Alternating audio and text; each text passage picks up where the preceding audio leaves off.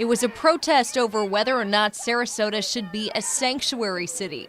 And like many recent protests, things got heated.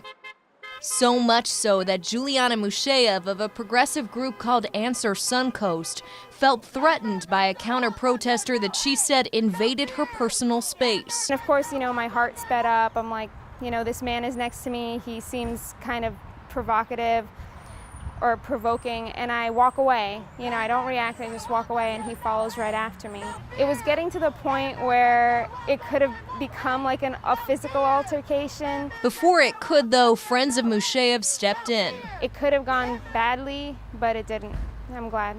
Musheyev says the man was a member of an alt-right group called Proud Boys, formed just 1 year ago by co-founder of Vice magazine turned Fox News contributor Gavin McInnes. The Proud Boys Facebook page describes the group as a pro-Western fraternal organization in favor of minimal government, maximum freedom, anti-political correctness, anti-racial guilt, venerating housewives, and reinstating a spirit of Western chauvinism during an age of globalism and multiculturalism. It's about reclaiming and understanding that American culture and Western culture in particular is something unique.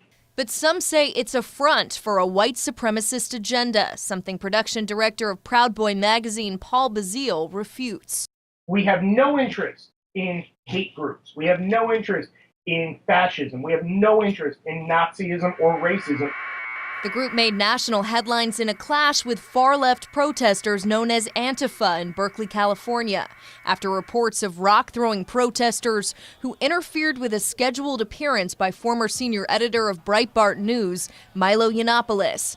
The protest quickly escalated, turning violent. By day's end, multiple arrests, nearly a dozen injured, and 7 hospitalized, according to police. Since then, the Proud Boys has formed a tactical branch of the group called the Fraternal Order of Alt-Knights, calling for those that, quote, possess the warrior spirit, although Bazile insists it's solely for protection. This group is purely a defensive and protective group, purely. It has nothing to do with attacking people, and the only time they actually show up is when people are being attacked.